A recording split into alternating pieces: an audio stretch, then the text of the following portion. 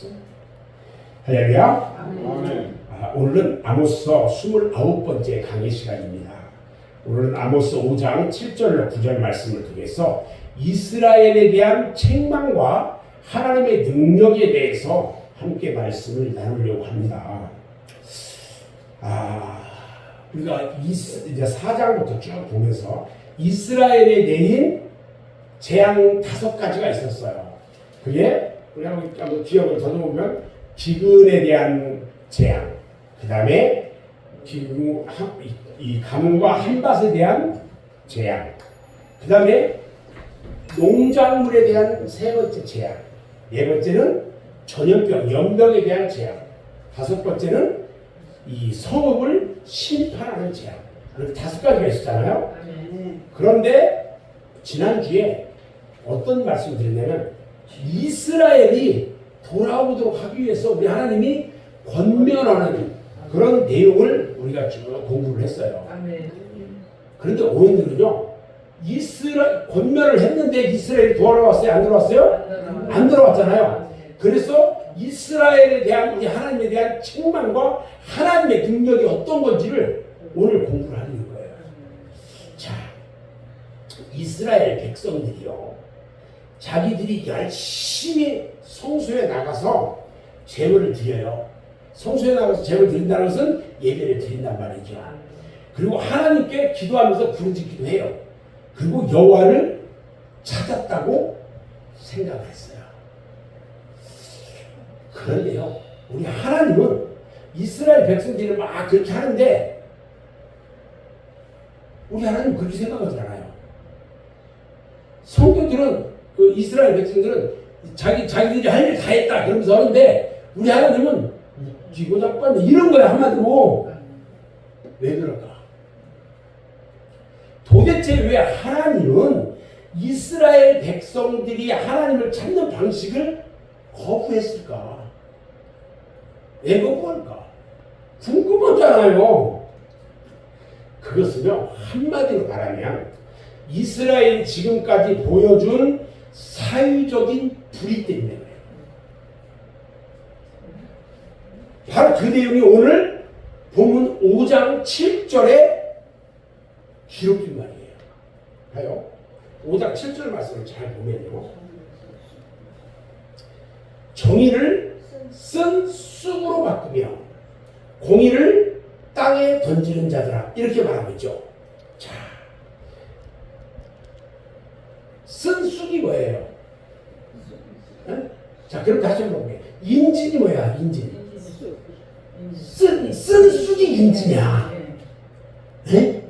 자, 제가 이 말씀을 보다가 이 5장 7절에 있는 말씀을 보다가 깜짝 놀랐어요.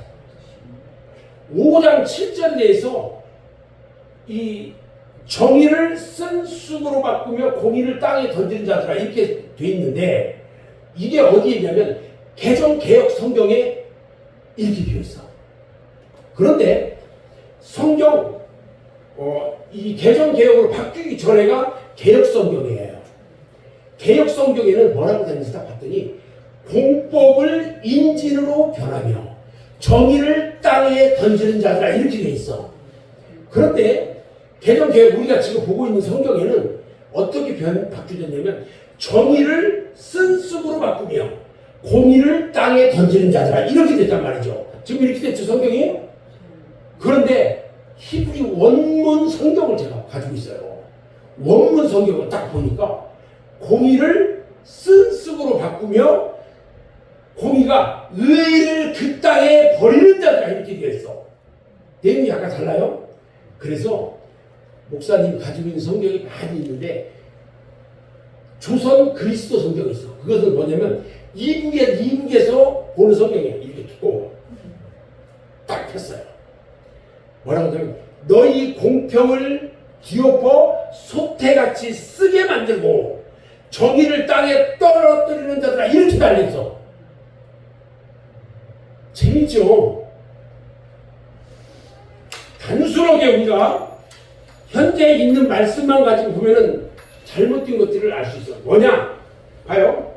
지금 정의와 공의가 나와요. 정의와 공의. 두 개의 단어가 나오는데 이 단어가 오늘 다른 곳에서 계속적으로 반복돼요. 이 말씀이. 정의와 공의라는 말이 계속 반복되기 때문에 이것을 꼭 알고 가야 됩니다. 되게 중요한 게 이거예요. 자, 오늘 여기에 보면은 정의. 그러니까 원래 정의라는 표현이 공법이라는 말을 정의로 바꿨어. 그게 뭐냐? 이게 이 정의라는 의미는 뭐냐면요. 위적인 면을 강조하는 법적 판결할 때의 그 의미야. 이게 재판장이 판결을 할 때 정의라는 말을 쓸 때는요. 위적인 것을 강조할 때 써요.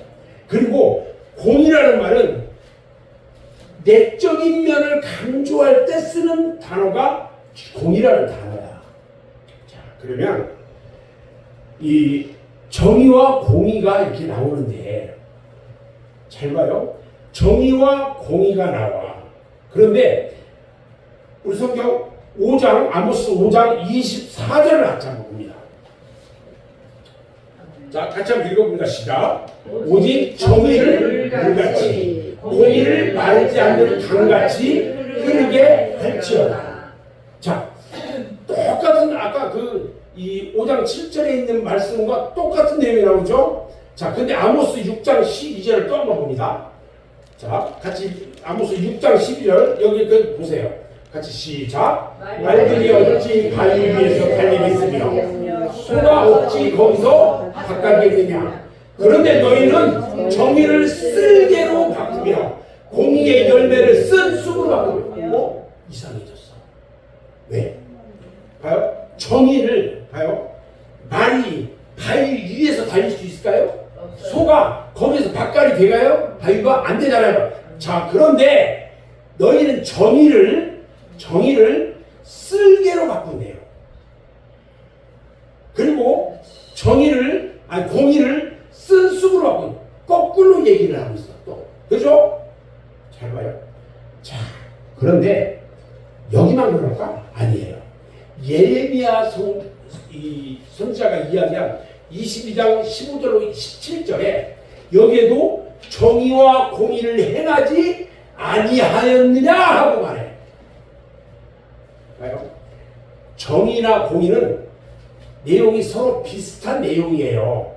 그런데 엄격하게 이것을 이야기한다면 정의라는 것은 아까도 얘기했지만 법관이 재판할 때 내리는 판결처럼 의적인 것을 강조하면서 내리는 거예요. 그런데 공의는 그것의 동기가 될 수 있는 내적인 것, 겉으로는 나타나지 않는 내적인 것을 가지고 강조하는 표현이에요. 그래서 다시 말하면 이게 재판관의 마음속에, 잘 들어봐요. 재판관의 마음속에 내적인 정의로움이 있어야 그것이 재판할 때 의적인 정의로 표현이 되게 나타나는 거예요. 그렇죠? 속으로 이게 준비하고 이것들을 겉으로 표현할 수가 있단 말이죠. 목사님이 열심히 해서 이 속에 그 단어 하나하나 속에 있는 거 다 정리해가지고 그 속에 있는 거 딱 알고 여러분들한테 설교를 하면 여러분들이 이것을 깨닫게 되는 것과 똑같아. 이해가 되죠? 그러니까 동전이 있는데 앞뒷면이 뗄래야 뗄 수 없는 것과 똑같아 이거야. 원래 재판이라는 것은 뭐냐면요. 어려운 문제가 생겼을 때에 그것을 공평하게 판결을 내려줌으로써 사람들에게 기쁨과 즐거움을 주는 거예요. 그런데 이스라엘의 지도자들이 어떻게 했느냐면 정의를 뭘로 변하겠다고 했어요? 쓴 쑥으로. 자, 쓴 쑥이라는 것은 아까 제가 뭐라고 그랬어요? 그게 뭐를 쓴 쑥이라고? 무슨 쑥? 인질. 기억을 해야 된다니까. 목사님 지금 얘기하는 것은 중요한 단어들이야.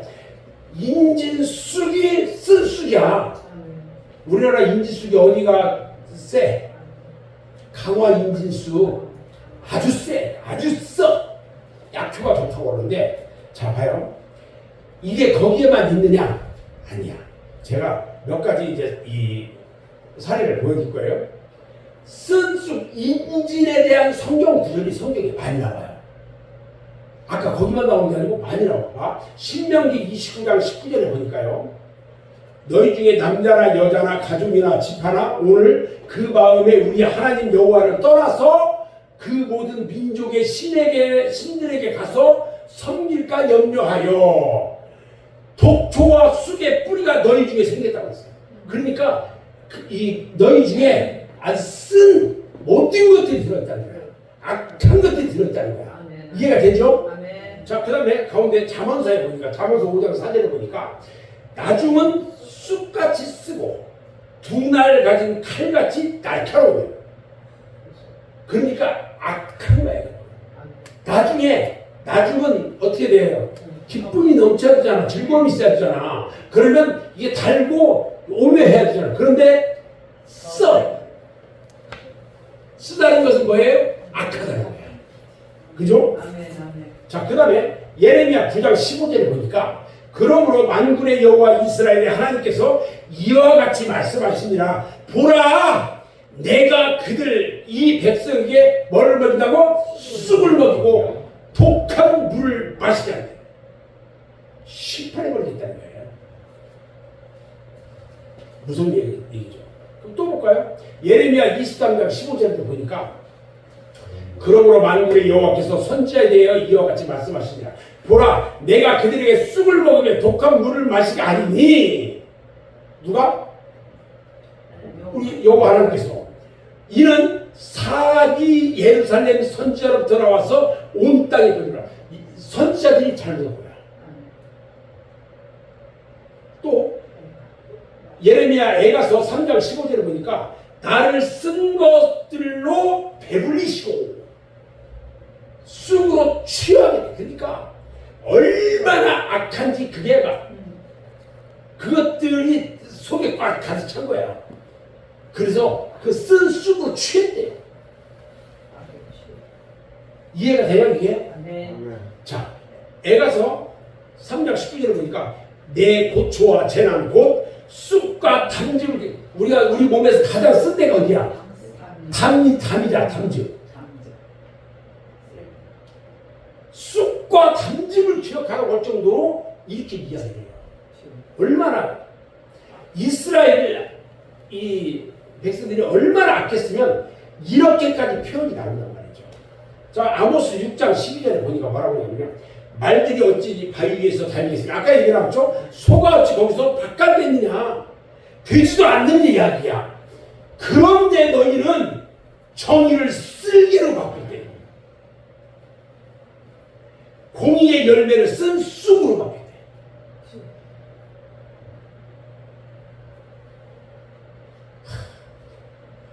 제가 원고에 있는 이 말씀들이요, 이 개혁 성경을 가지고 제가 하기 때문에 개정 개혁 여러분들이 보는 성경으로 바꾼 거예요. 내용을 지금 이게 이런데 계시록에 보면요, 계시록 8장 11절에 보면 이 별 이름은 쓴 쑥이라. 별 이름이 쓴 쑥이래요. 인진이래. 물들의 3분의 1이 쑥이 되네. 이 물들이 쓰게 됨을 위하여 많은 사람을 죽여라. 그러니까 사람을 죽이는 독초야 이게. 이해가 되죠? 그런데 봐요. 이 쑥에는 뭐가 들어있다고? 독이 들어있어. 독초야. 그래서 사람을 죽이는데 뭘 쓰냐면 쓴쑥, 인지쑥 쓰는 거야. 그러니까 정의를 쓴 쑥으로 변하게 했다는 거야. 이게 과연 무슨 말이 되는 거예요? 봐요. 정의가 원래 아까도 말씀드렸지만 정의는 원래 사람을 살리는 거야.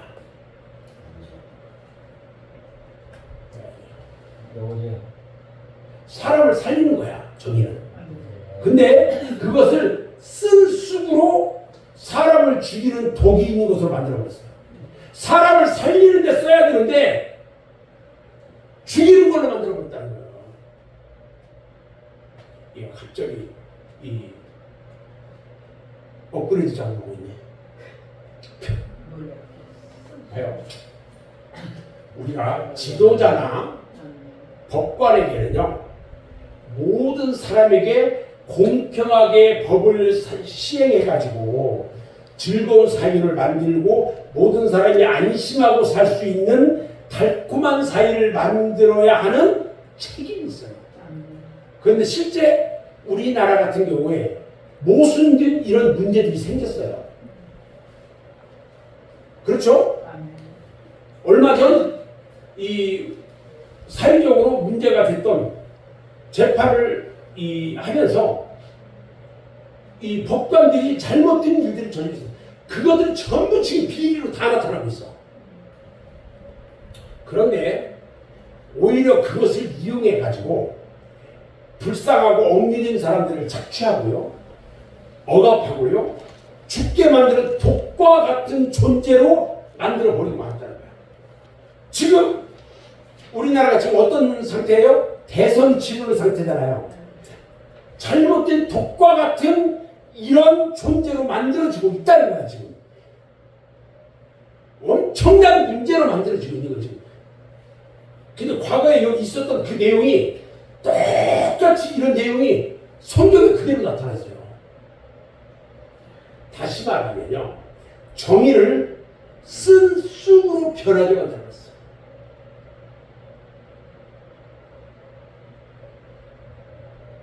그래서 정의로 만들게 되고 정의를 악법으로, 그리고 선을 악으로 바꿔가지고 사람들을 못 살게 굴었다는 거야, 이게. 아멘. 이해가 돼요, 지금? 아멘. 그 당시를 지금 이야기하는 거야. 아멘. 그래서 가난한 사람들을 지키고 보호하기 위해서 그것들을 사용한 것이 아니라, 응? 오히려 억누르고 못 살게 하는데 사용했다는 거예요. 이걸. 그러다 보니까 사회 질서를 엉망으로 만들어버리고 말았다 이거야. 봐요. 우리나라 계속 이대로 가면 어떻게 되겠느냐는 거지. 많은 사람들이 걱정을 해요. 제발 더 악한 곳으로 가지 않고 잘 갔으면 좋겠어요. 그런 기도를 지금 하고 있지만, 봐요. 아까 보니까 정의를 어디에 던진다고? 땅에 던지는 자들아, 이렇게 기록하고 있잖아요. 우리가 정의를 세워나가야 할 텐데 오히려 정반대로 그것을 경멸하듯이 땅에 던져버렸대요. 던진다는 말은 우리가 아모스 5장 2절에서 사용됐어요. 아모스 5장 2절 한번 같이 볼까요? 자, 같이 읽어봅니다. 시작. 전혀 이스라엘이 엎드러졌으며 다시 일어나지 못하리로다. 자기 땅에 던지며 일으킬 자 없으리로다. 아멘.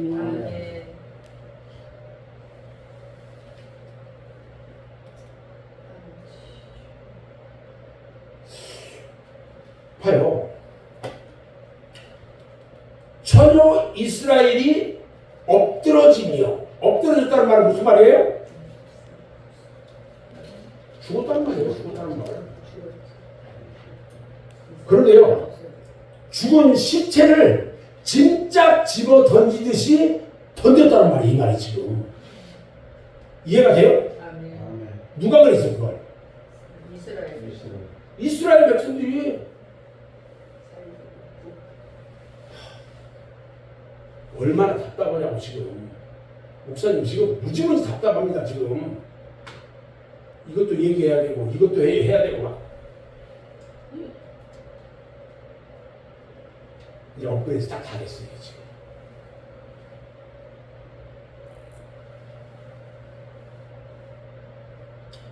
자,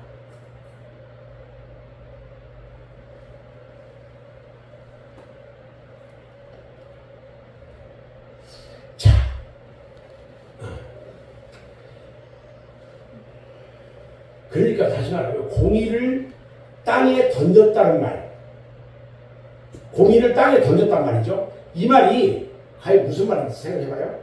공의가 살았다는 말일까 아니면 죽었다는 것일까? 죽었다는 거야. 공의가.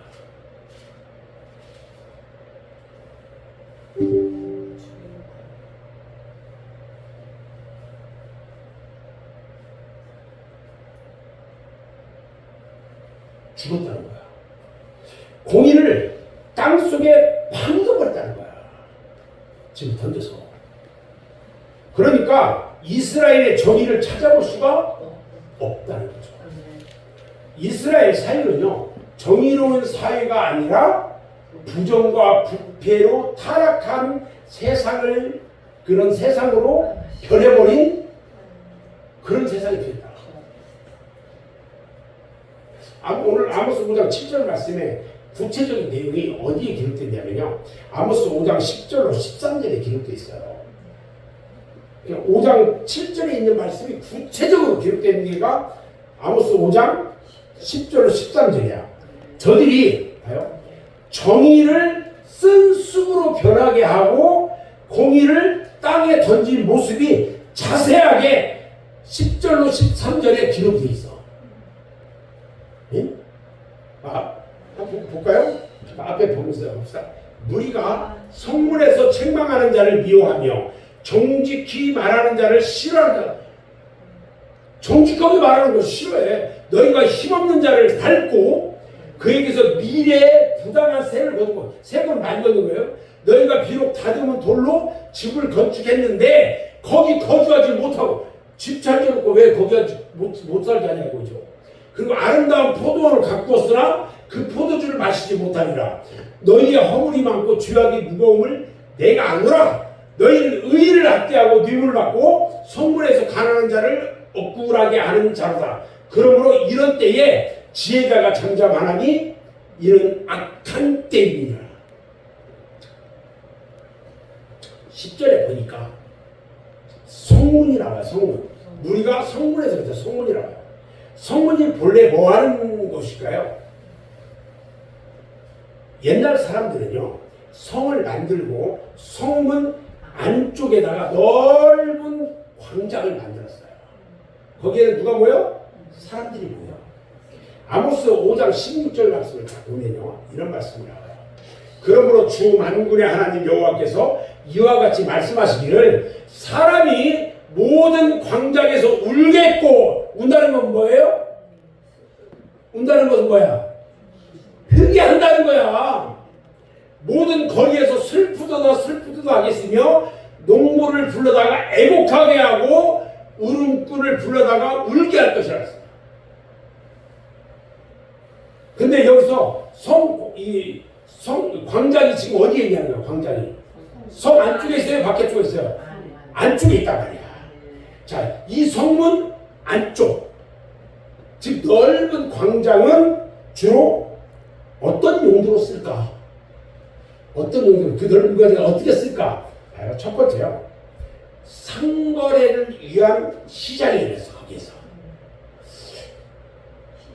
정말로 열렸을까요? 성경 말씀을 보자고요. 상거래를 위한 시장이 열렸는데 열왕기하 7장 1절에 보니까 엘리사가 이르되 여호와의 말씀을 들을지어다 여호와께서 이르시되 내일 이맘때에 사마리아 성문에서 고운 밀가루 한 쌀을 한 세겔로 매매하고 상거래 있었어요? 없었어요? 있었죠. 또 열왕기하 7장 18절에서 보니까 하나님의 사람이 왕에게 말한 바와 같이 이르기를 내일 이맘때에 사마리아 성문에서 보리 2수알을 한 세겔로 매매하고, 여기도 있어요? 없어요? 거래를 했잖아. 여기서 상거래를 하는 곳이 광장이었어. 첫 번째.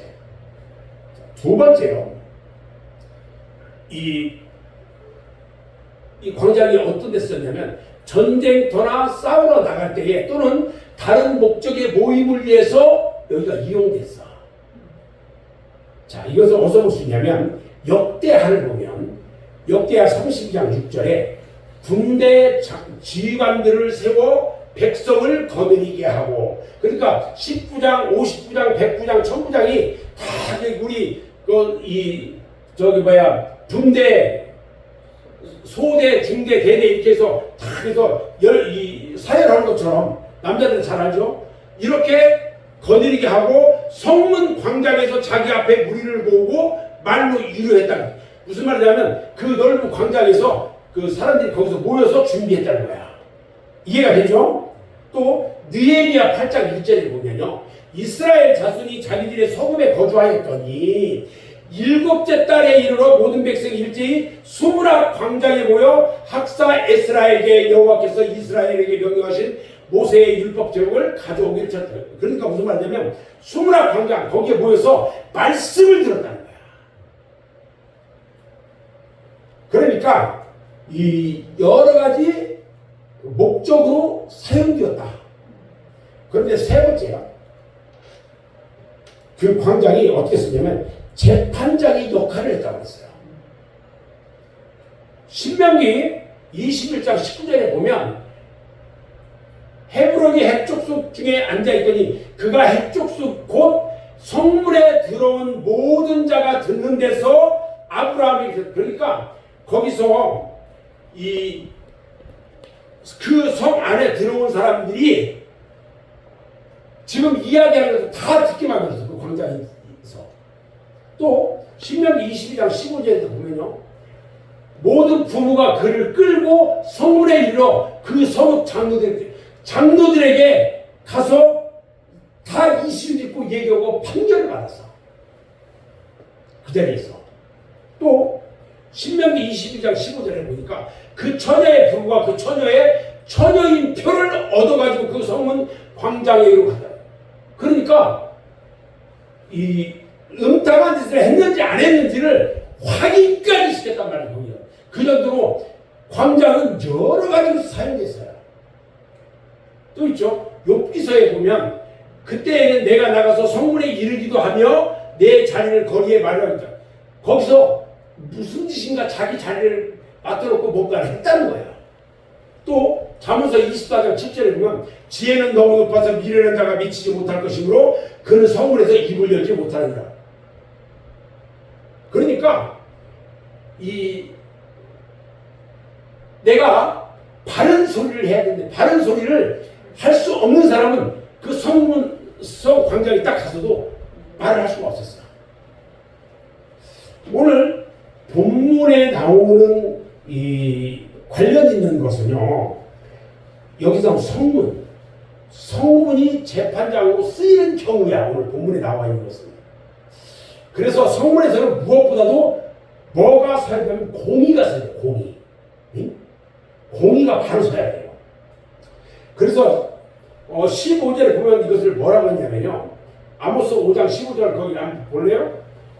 자, 같이 읽어봅니다. 시작. 너희는 악을 미워하고 선을 사랑하며 성문에서 정의를 세울지어다. 만군의 하나님 여호와께서 혹시 요셉의 남은 자를 불쌍히 여기시리라. 자, 10절에서 말씀하시는 이 상황이 어떠합니까? 10절에서 무리가 성문에서 책망하는 자를 미워한다고 했거든요.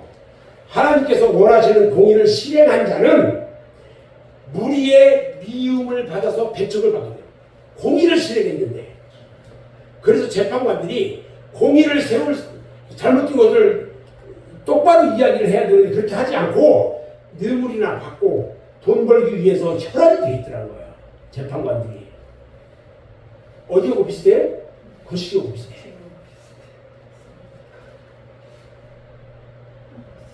아모스 5장 11절부터 13절 한번 읽어봅니다.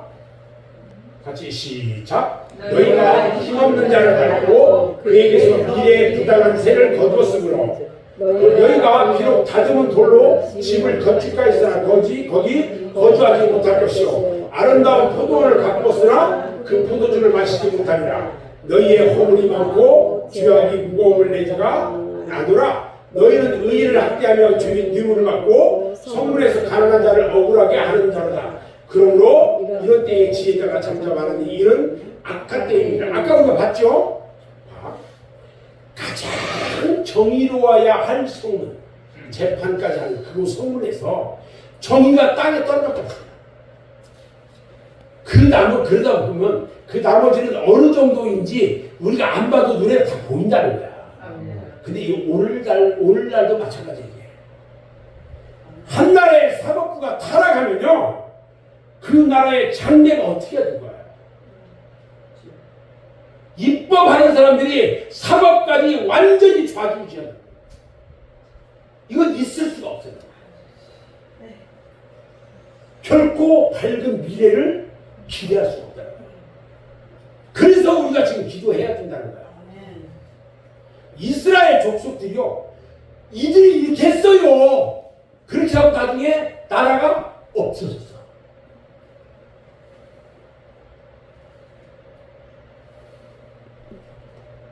이스라엘 족속들이요, 하나님이 그들에게 요구하는 정의와 공의를 무시해버렸어. 그리고 죄를 범하다 보니까 하나님의 심판을 받아가지고 멸망하고 말았단 말이에요.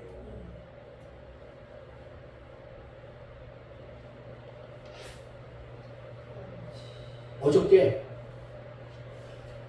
이 대선 후보 중에 한 사람이 자기는 북한 저기를 따르겠대요. 기절하는 줄 알았어요. 유세중에 그 얘기가 나왔어. 얼떨결에 나왔어 이게. 그런데 그 사람들을 따르는 사람이 너무나도 많다는 거야 지금. 어떻게 가려고 하는지. 봐요. 아모스서 5장 8절 9절 말씀을 보면요. 아모스 8장 9절, 이 5장 8절 9절에 하나님의 능력을 노래해요. 하나님은 과연 어떤 분인지 노래하는 것이기 때문에 우리가 찬양이라고 표현을 해요. 그런데 아모스서 4장 13절 우리가 지난번에 우리 다 봤는데, 보라 산들을 지으며 바람을 창조하며 자기 뜻을 사람에게 보이며 아침을 어둡게 하며 땅의 높은 데를 밟는 이는 그의 이름이 만군의 하나님이시라, 이렇게 말해요. 창조주 하나님, 심판주 하나님을 노래하고 있어요. 우리가 이 기도할 때도 마찬가지고 할 때 하나님을 먼저, 하나님의 영광을 먼저 찬양하고 올려드리잖아요. 그죠? 네, 네. 똑같아요. 봐, 산들을 지으고 천지 만물을 창조하시고 바람을 창조하고 바람도 만드시고 자기 뜻을 사람에게 보여주고 아침을 어둡게 하며 땅의 높은 데를 밟는 이는 그의 이름이 만군의 하나님 여호와라. 하나님을 찬양하는 거야. 이것을 뭐라고 우리 얘기하냐? 찬양이라고 불러, 이것들을. 그런데요, 아모스 5장 8절 9절 여기를 보면 우리 그 5장 8절 9절 우리 오늘 본문 말씀이에요. 같이 한번 읽어봅니다. 묘성과 삼성을 만드시며 사막의 그들을 아침으로 바꾸시고 낮을 어두운 밤으로 바꾸시며 바닷물을 불러 지면에 쏟으시는 이를 찾으라. 그의 이름은 여호와시니라. 그가 강한 자에게 갑자기 패망이 이르게 하시며 그 패망이 산성에 미치느니라. 잘 봐요. 여기 앞에 뭐가 나와요? 묘성과 삼성을 만드시며, 이렇게 시작해요. 8절과 9절은 하나님의 능력을 노래하고 있는데 8절의 내용이 어떤 내용이냐면 변하게 하시는 하나님의 능력을 노래하고 있어요. 변하게 하는 하나님의 능력. 그 다음에 9절은 심판하시는 하나님의 능력, 죄 지은 자를 멸망시키는 패망하게 하시는 하나님의 능력, 이 하나님의 능력을 말하고 있어요. 자, 이스라엘 백성들이 정의를 뭘로 변하게 만들었다고 했어요? 쓴 쑥으로. 정의를 쓴 쑥으로 변하게 만들었어. 봐요. 하나님도 마찬가지로 변하게 하는 능력을 가진 분이야. 그래서 인간들이 야단스럽게 사는 것 같은데 하나님이 이거 안 되겠어? 새끼들 안 되겠어 이거? 그러면 하루아침에 어떻게 해요? 그들의 운명, 그 인간들의 운명이 바뀌고 마는 거야. 안 되겠어 하면 안 될 거야. 또 우리 하나님은 정의로우신 하나님이에요. 그렇기 때문에 죄 지은 자에 대해서 반드시 뭐래요? 심판을 심판. 하나님은 죄 지은 자를 멸하실 능력이 있으신 분이에요. 그래서 소돔과 고모라를 어떻게 심판했어요? 불로 심판했고요. 타락한 인간들을 뭘로 멸했어요? 홍수로 멸했어요. 그래서 우리가 역사적으로 하나님의 심판하시는 능력을 우리는 잘 알고 있는 거예요. 그래서 예수님께서도 우리들에게 누가복음 12장 4절 5절에서 뭐라고 말씀하시냐면요. 내가 내 친구 너희에게 말하느니 몸을 죽이고 그 후에는 능히 더 못하는 자들을 두려워하지 말라. 마땅히 두려워할 자를 내가 너희에게 보이리니 곧 후이 죽인 후에 또한 지옥에 던져놓는 권세 있는 그를 두려워하라. 자, 지옥에 던질 수 있는 권세 있는 자가 누구예요? 우리 주님이야. 내가 참으로 너희에게 이르니 그를 두려워하라 그랬어. 우리는요, 말씀 하나하나를 왜 이 말씀들을 하시는지 깊이 있게 봐야 돼요. 예수님은 우리들에게요, 심판하는 권세를 가지신 그 하나님을 두려워하라고 말씀해요. 심판하시는 하나님. 우리가 주님의 심판대 앞에 섰을 때 우리가 죽어서 그때 우리 주님은 심판대 앞에서 우리를 죽이기도 하고 살리기도 하는 거예요. 살리면 어디로 가요? 천국에. 죽이면 지옥에. 자, 우선 우리가 아까 8절과 9절을 봤죠. 아모스 5장 8절을 구분하는데 그 먼저 8절을 한번 봅니다. 8절 앞에 뭐라고 써 있어요? 묘성과 삼성을 만드시랴. 자, 묘성과 삼성은 뭐예요? 어떻게 알았어? 별자리야, 별자리.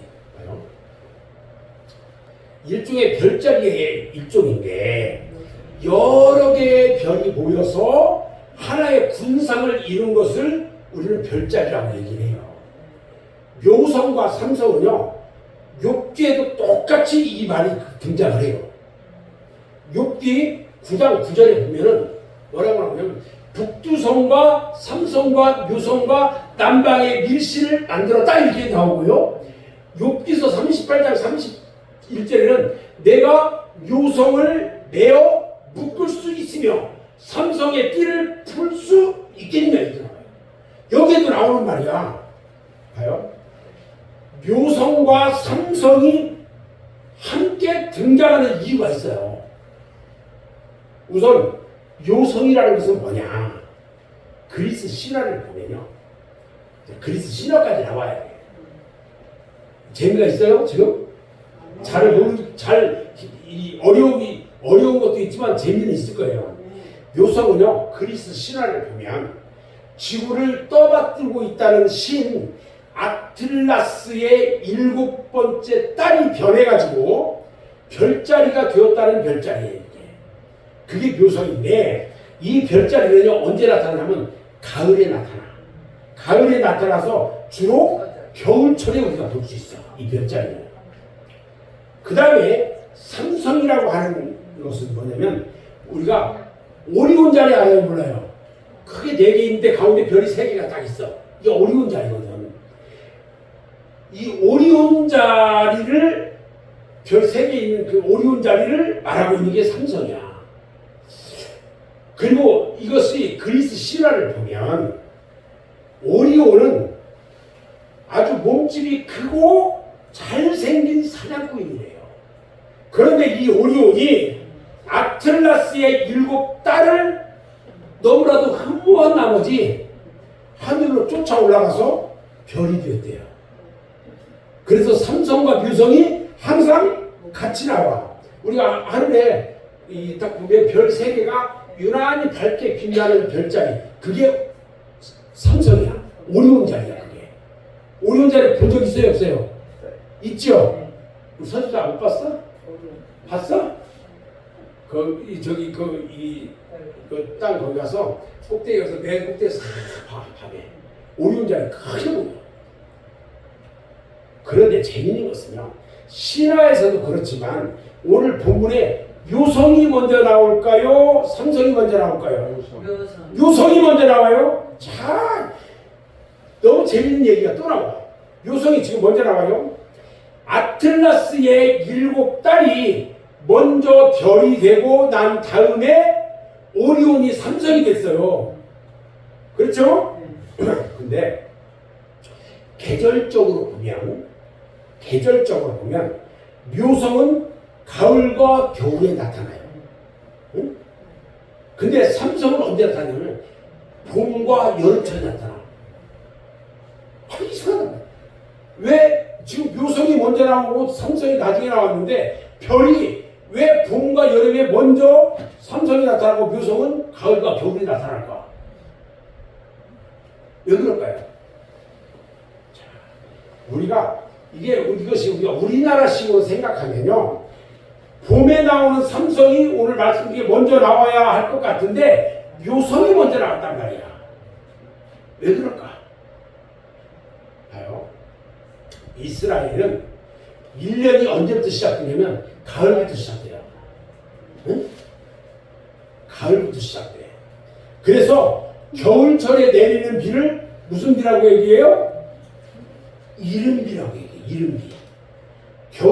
가을철에 내리는 비를 이른비라고 얘기하고, 반대로 봄철에 내리는 비를 늦은비라고 얘기해요. 우리나라하고 이스라엘 저기는 달력이 달라요. 거기는 7월 1일이 정월 초합이야. 네? 우리나라 7월부터 거기는 1월이 시작되는 거야. 달라요. 자, 그러면 구체적으로 묘성과 삼성을 왜 만들었을까? 만드셨다는 뜻이 뭐냐는 거예요, 이제는. 단순히 하나님께서 별들을 지으신 창조주라는 사실을 노래하고 있는 것이 아니냐. 그걸 노래하기 위해서 이렇게 만들었을까? 그 이상의 뜻이 담겨 있어요. 그것은 하나님께서 변하게 하시는 능력이 있다는 사실을 이야기하고 있는데, 우리에게. 봐요. 봄을 가을이 되게 하고 겨울을 여름이 되게 하시는 분이 누구예요? 어떻게 하셨어요? 여호와 하나님이야.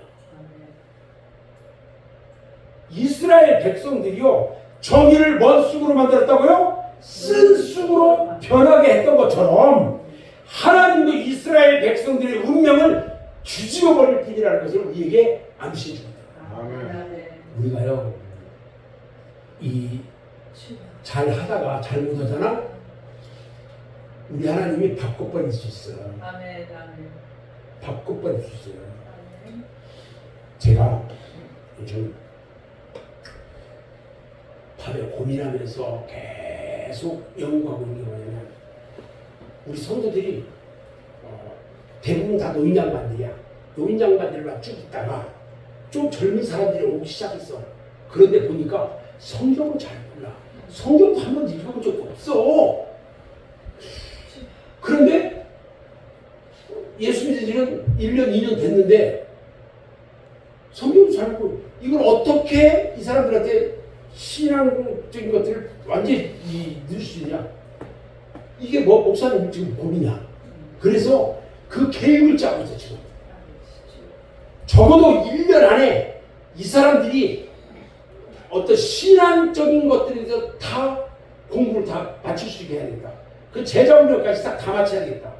그리고 성경도 최소한 1등 이상은 무조건 깊이 할 수 있게 해줘야 되겠다. 여러분, 만약에 1년 안에 여러분들이 그런 것들을 다 할 수 있다면 여러분들 목사님 따라올 수 있어요, 없어요? 할 수 있죠. 그걸 하는데 쉽지가 않아.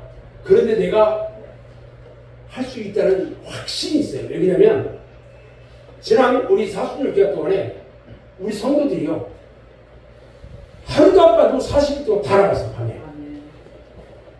우리가 말씀을 공부하는 데는요, 시기가 지나면 안 돼요. 평생 예수 믿는 사람들이 한 번도 성경을 못 읽은 사람이 많아.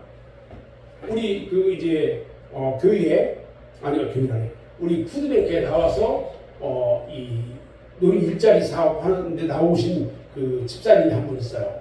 그분 어머니가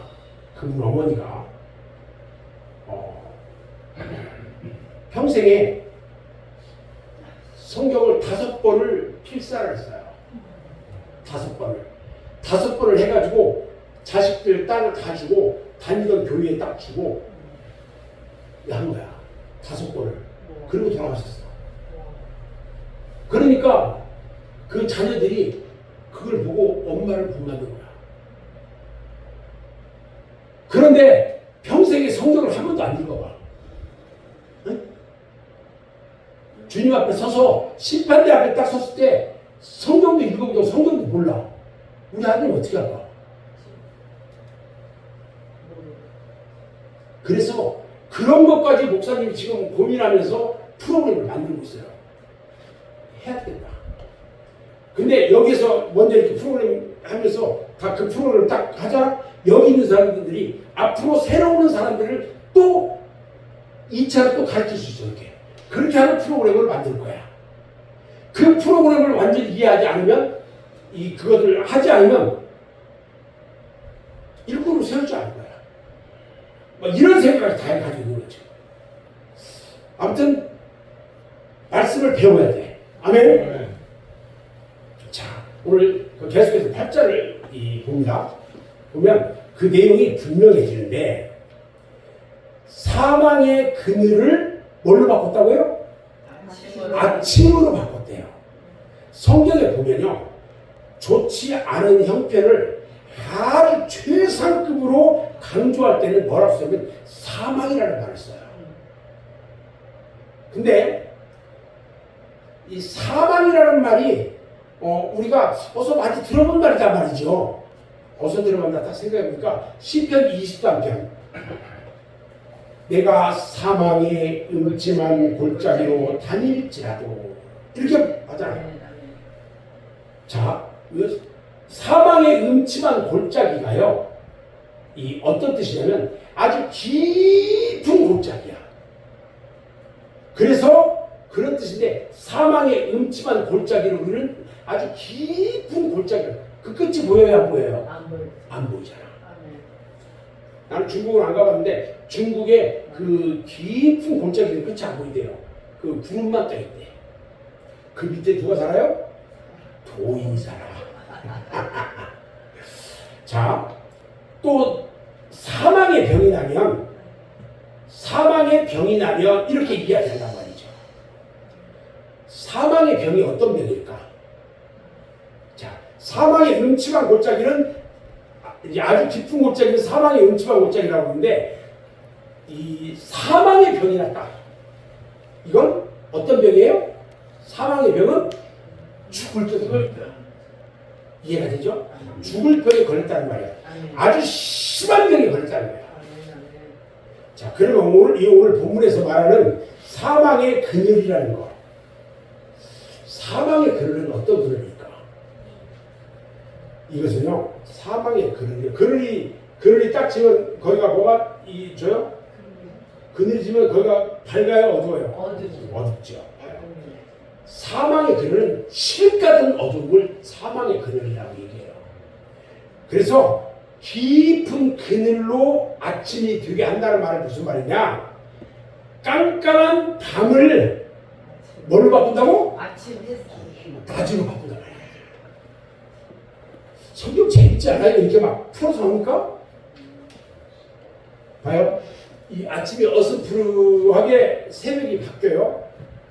그래가지고 아침이 되는 그런 정도만 되는 게 아니라 완전히 깜깜한 칠 같은 어두움의 밤을 환한 낮으로 바꾼다는 말이야. 그 다음에 정반대의 경우가 그 다음에 기록되어 있어요. 보면 낮을 뭘로 바꿨다고 했어요? 어두운 밤으로 바꾸었다고 했어요. 낮은 새벽이나 석양이 아니라 아주 환한 대낮을 우리는 낮이라고 얘기해요.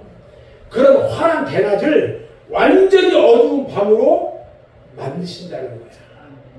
언제 그런 일이 있었어요? 예수님이 십자가에 못 박히실 때 휘장이 위에서부터 밑으로 쫙 갈라지면서 낮이 밤처럼 칠같이 어둡게 변했었어요. 기억하죠? 아멘. 하기가 똑똑하니까 뭐 얘기만 해도 척척 나오니까 목사님이 신바람이 나는 거예요. 봐요. 하나님은요, 이렇게 자연의 질서를 변하게 하시는 초자연적 능력이 있는 분이라는 것을 노래하고 있다는 거야. 아멘. 그래서 아모스가 말하고 있는 의도는 이런 말이야. 거기에 있는 말을 딱 다시 한번 내가 그냥 쉽게 이야기한다면, 이스라엘아, 너희가 정의를 쓴 쑥으로 변하게 하고서도 네가 살 줄 아느냐? 너희가 하나님이 원하시는 질서를 변하게 한 것처럼 하나님도 너희의 운명을 바꿔놓을 수 있어요. 너희가 가난한 자를 학대했던 것처럼 너희 자신이 학대를 받게 될 수도 있어. 너희가 궁핍한 자를 억압한 것처럼 이제는 너희가 억압을 받게 될 거야. 하나님이 어떠한 분이신지 너희가 잘 알지 않느냐? 하나님은 무엇이든지 변하게 하는 능력이 있으신 분이야. 계절도 바꾸게 할 수 있고 낮과 밤도 바꾸시는 그 하나님이 그 변하게 하시는 하나님 아니냐. 그러니까 너희들의 운명이 이제는 하나님의 심판에 의해서 완전히 뒤바뀌어질 거야. 그렇게 아모스가 그 의도를 바라고 있는 거예요. 자, 그 다음에 이 9장 6절에 보면 바닷물을 불러 지면에 쏟으시는 일을 자제하게 했어요. 이게 아모스 9장 6절에 기록되어 있어요. 이게 9장 6절을 보면요, 뭐라고 되어 있냐면, 그의 궁전을 하늘에 세우시며 그 궁창의 기초를 땅에 두시며 바닷물을 불러 지면에 쏟으시니, 그 누구라고요? 여호와시다. 또 이 말이 무슨 뜻이냐면요, 어떤 사람은 뭐라고 표현하냐면 욥기 36장 27절 28절에 이 근거에서 이것을 생각하게 만들어요. 그가 물방울을 가늘게 하고 빗방울이 증발하여 안개가 되게 하시도다. 그것이 구름에서 내려 많은 사람에게 쏟아집니다. 자, 비를 내리게 한다는 뜻으로 해석을 해요, 이 말을. 근데 구름이 있죠, 구름. 구름이 몇 가지 종류가 있습니까? 구름의 종류가 15가지 종류가 있어요. 이것을 영적으로 풀어주면 내가 나중에 구름에 대해서 영적으로 다 풀어서 한번 이야기를 해줄 건데 어마어마합니다. 자, 만약 땅을 촉촉하게 적셔주는 그런 비는, 이 비는 무슨 비일까? 촉촉하게 적셔주는 비. 가랑비는 아닐 거라는 거야. 어떤 비가 연상이 돼요? 저는 이것을, 이 비에 대한 이야기를 때 떠오르게 되면 노아의 홍수가 생각나. 그 하늘이 열리고 땅이 열리면서 막 억수같이 내리는 비. 하늘의 창이 다 열리고 깊은 샘물이 터지는 비. 이 피가 저는 연상이 돼요. 그런데 오늘 8절을 그 7절과 비교해서 한번 생각해 보니까 이 말씀을 좀 더 실감나게 이해할 수 있더라는 거예요. 8절의 전반부가 뭐 어떻게 됐어요? 묘성과 삼성을 만드시며 사망의 그늘을 아침으로 바꾸시고 낮을 어두운 가운데 바꾸시며 이렇게 했잖아요. 근데 7절 말씀 가운데 전반부에 뭐라고 됐어요? 정의를 쓴 쑥으로 변하며 이 말에 해당이 된단 말이지 이게. 근데 8절 하반부에 보니까 바닷물을 불러 지면에 쏟으신다 이렇게 했잖아요. 이 7절 하반부와 또 비교해보면 공의를 땅에 던지는 이라는 말씀과 대응을 주어요. 자, 이스라엘 족속이 공의를 땅에 던지는 것처럼 하나님은 바닷물을 불러서 이스라엘 지면에 쏟아 던져버려요. 그렇지. 해일이 일어나는 거야. 이것은요, 자연을 이용한 하나님의 심판 능력을 보여주는 거예요. 아니, 일본에 갑자기 왜 해일이 와가지고 저 산 꼭대기까지 그냥 다 덮쳐버리고 다 저기 쓸어가는 행위지. 누가 하셨을까? 하나님이 하신 거예요. 실제로 큰 해일이 일어나는 경우에는 산더미 같은 파도가 육지에 부딪혀와요. 이건 무서운 현상이잖아요. 그렇지 않으면 아까 말씀드린 것처럼 노아의 홍수 때 하나님이 홍수로 이 세상을 심판하셨다는 사실을 이스라엘 족속에게 기억시키는 말씀으로 이해할 수 있어. 아무튼 이 말씀도 역시 자연의 질서를 변하게 해가지고 심판하시는 하나님의 능력을 말씀해 줍니다. 우리가 지금 뭐 하면서 잘 먹고 잘 살고 아니요. 하나님께서 우리가 잘못하면 어떻게 하실지 몰라요. 제가 제일 두려운 게 그거예요. 지금 우리가 살고 있는 이 시대에 잘못하면 우리 하나님을 어떻게 심판하실지 그게 걱정이에요. 그게 걱정이에요. 다시 한번 정리하면요. 8절은 변하게 하시는 하나님의 능력을 보여줘요. 하나님은 계절을 변하게 하셨고 낮과 밤을 변하게 하셨고 자연의 질서를 변하게 하시는 능력을 가지신 분이라고 했어요. 아멘.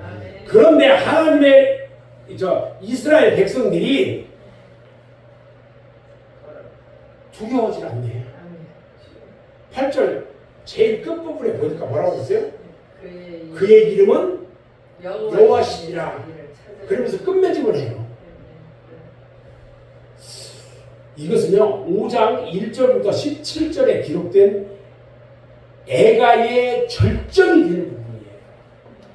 애가가 뭐야? 우는 거잖아. 슬픈 거잖아. 이것을 축으로 해가지고요 다른 부분은 다시 역순으로 하나님을 찬양하고 책망하고 권면하고 애가를 부르고 이게 거꾸로 다시 기록돼요.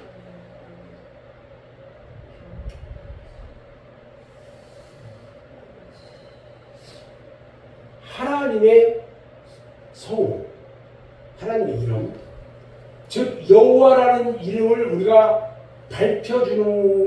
밝혀주고 그래서 다시 한번 하나님의 위엄이나 능력을 한층 더 강조해주고 있어요. 우리가 지금 보는 5장 1절로 17절 말씀이 하나님을 찬양하고요. 그 다음에 하나님이 책망을 해. 그리고 권면해. 애가를 부르게. 우리가 지금 어디까지 왔냐면 권면하고 하나님의 능력인 데까지 왔어요. 사실 이스라엘 백성들은요 하나님이 어떠한 분이신지 얼마나 능력이 많으신 하나님이신지 평소에 익히 잘 알고 있었어요. 그런데 문제가 뭐냐면 이스라엘 백성들이요 지금까지 여호와 하나님을 이 자기들을 보호하시고 도우시는 하나님으로 생각했다는 거예요. 자기들이 잘 못해도 하나님이 도와주고 도와주고 보호해준다고 생각을 했어요. 잘못해도 무조건 그랬을 거라고만 생각했어. 그런데 사실은 오늘 말씀대로 정반대인 현실에 문제가 있다는 거야. 우리 하나님 뭐 하시는 분이라고요? 변하시는 분이야. 여호와 하나님이 이게 자기들을 도와주는 보호자가 아니라 오히려 자기들을 무찌르는 대적으로 변하고 가는 거야. 여러분들 예수 제대로 안 믿으면요 바꿔버려요. 여러분들 우리가 기억해야 할 것은 하나님의 능력이 이처럼 하나님을 찾는 자들에게는 구원의 능력이 될 수 있어요. 내가 하나님을 찾고 하나님 앞에 제대로 믿음 생활하면 구원의 능력이 될 수 있는데 하나님의 뜻을 거역하는 사람에게는요 심판의 능력으로 나타난다는 거야. 아멘. 우리가 구절로 이제 넘어가면서 이 보면은 뭐가 있냐면 하나님의 능력을 노래를 합니다. 어떤 능력인지 한번 잠깐 볼까요? 보니까 심판하시는 능력, 멸망케 하시는 능력, 패망케 하시는 능력을 노래를 해요. 아모스 5장 9절을 한번 같이 봅니다. 시작. 그가 강한 자에게 갑자기 패망이 이르게 하시고 그 패망이 산성에 미치느니라. 여기에 보면요 패망이 미치는 대상이 두 가지가 나타나요. 두 가지 어디에 나타나요? 강한 첫 번째 강한 자에게 큰 소리로 얘기해요. 강한 자에게 나타나요. 두 번째는 어디에 나타나요? 산성에 나타나요. 이 두 가지는요 깊은 연관이 있을까 없을까? 있어요. 봐요. 산성에 강한 자가 사는 곳이 어디예요? 산성이야. 강한 자가 사는 곳이 산성이야. 산성에 살고 있는 이들이 누구예요? 강한 자야. 그래서 깊은 연관관계가 있는 거야. 하나님께서요 강한 자와 그들이 살고 있는 산성을 완전히 뒤집어 엎어놓아서 패망하게 만든다는 거야. 이게. 완전 이 지금 그 표현이에요. 저게 지금 저것만 봐가지고 그렇게 안 보이잖아. 봐요. 정의를 뭘로 바꾼다고 그랬어요? 정의를 쓴 쑥으로 변하게 하시고 공의를 땅에 던지는 자를 뭐한다고? 패망케 하실 뿐만 아니라 공의가 땅에 떨어진 그 성읍조차도 존재할 가치가 없으니까 함께 멸망시켜 버리겠다.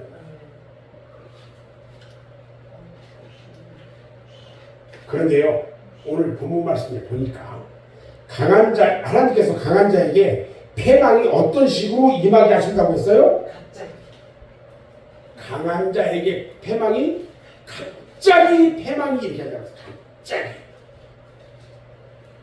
갑자기 임하게 한다고 했어요. 갑자기 숨쉴 틈도 없이.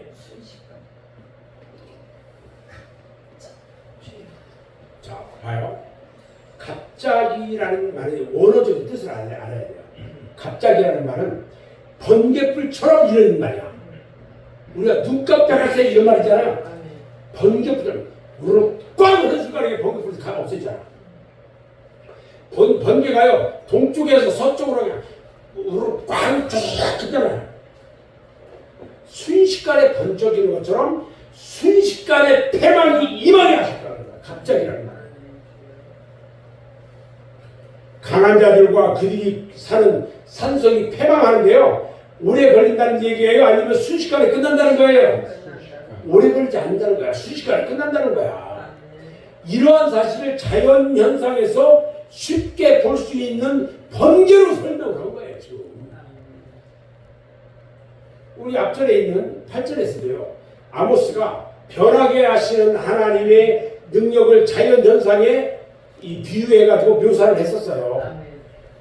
자연현상이 뭐가 있었어요? 별자리가 있었고 낮과 밤이 있었고 바닷물이 있었잖아요. 이게 자연현상으로 설명을 했었단 말이죠. 근데 구절에서도 심판하시는 하나님의 능력을 번개불이란 자연현상을 가지고 무섭도록 위력있게 묘사해 준다. 여호와 하나님은요 이제 이스라엘의 대적이 됐어요. 이스라엘을 보호하고 함께 하시는 게 아니라 이스라엘을 대적해요. 그래서 순식간에 그들을 패망시켜버릴 거야.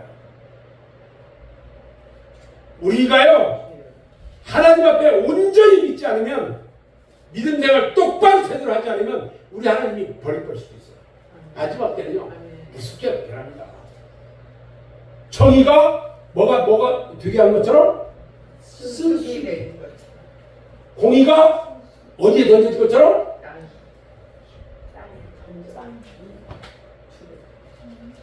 유효 여러분 알아야 돼요. 우리 하나님은 완전히 바꾸시는 분이에요. 이스라엘이 그러면 이렇게 변화가 돼버리면 어떻게 될까? 슬피 울면서 애가를 부를 수밖에 없다는 거야. 이해가 돼요? 저는 이거 오늘 말씀을 준비하는데요 3일 동안 팍팍 밤새면서 했어요. 제가 밤새면서 이 말씀들을 연구하는데 막 속이 뒤집어져. 한 표현을 써놓고 이해할 수 없는 거야. 어떻게 이렇게까지 했는지 이스라엘 백성들이. 이것을 우리 성도들에게 어떻게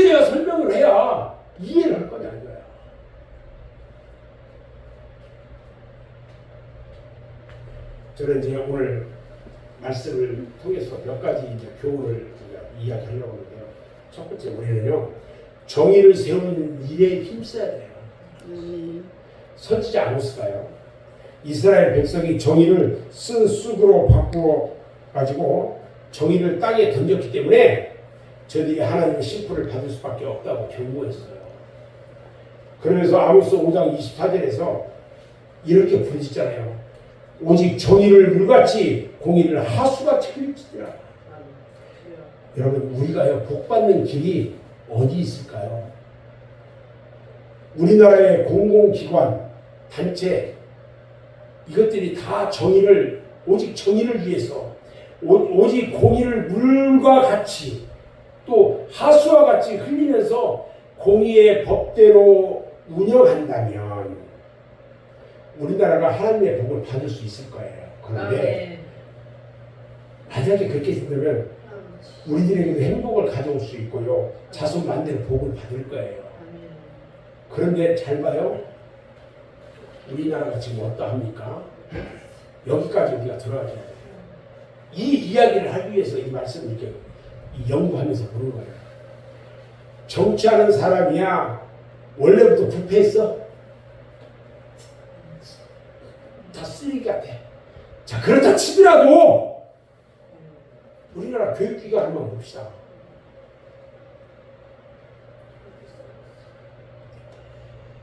예능계 대학의 교육기관을 한번 보니까 입시 부정이 어떤가 보니까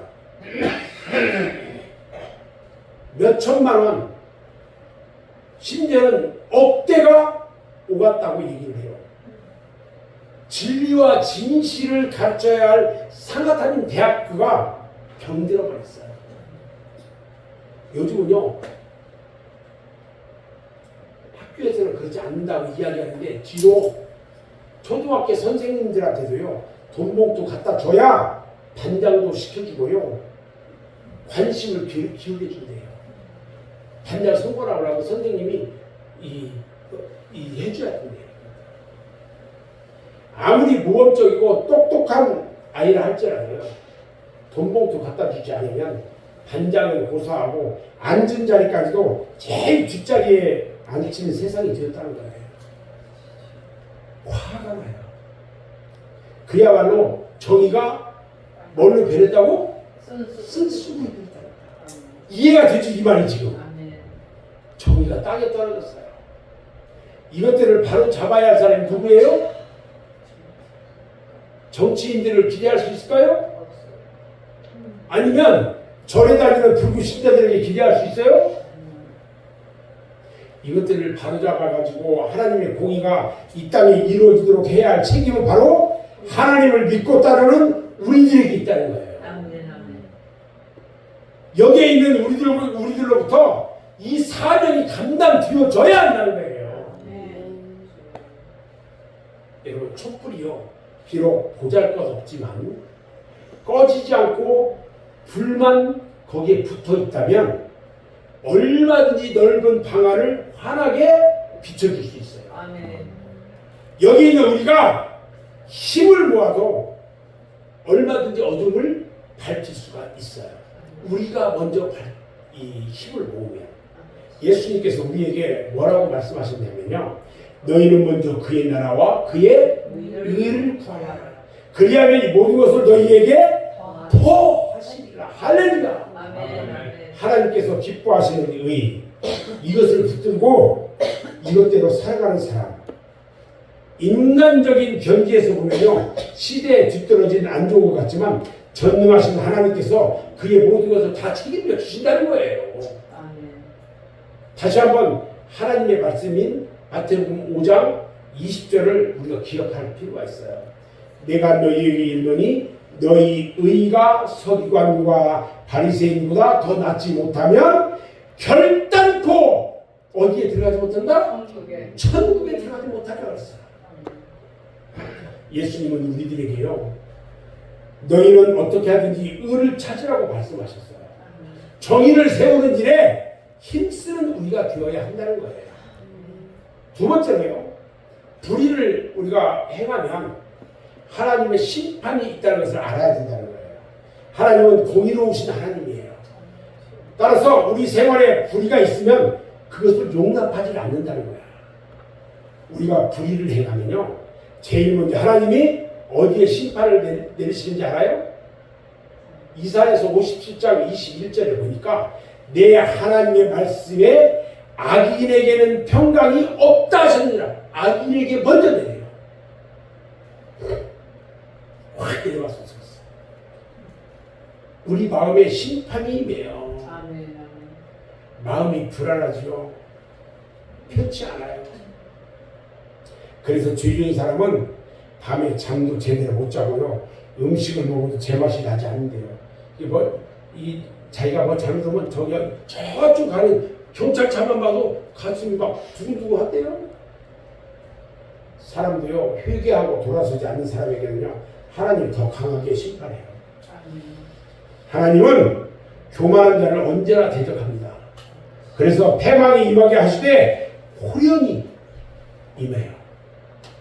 하나님께서 지식으로 작정만 하면 돌이킬 수가 없어요. 시간이 걸리지 않아요.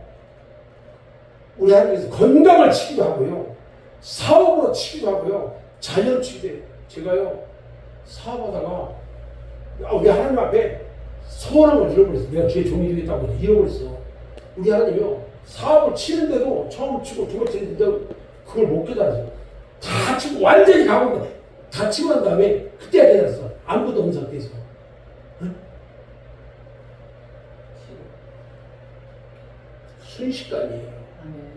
그렇게 되기 전에 우리는 우리의 모든 불의에서 돌이켜서 어두운 이 사역을 밝히는 빛으로 사명을 감당하는 우리가 되어야 하는 거예요. 아멘. 그래서 모든 것을 너희에게 도와주시라고 말씀하신 그대로 우리와 우리 가정과 우리 자손과 우리 조국의 큰 복이 내릴 수 있도록 우리는 해야 할 것입니다. 기도하겠습니다.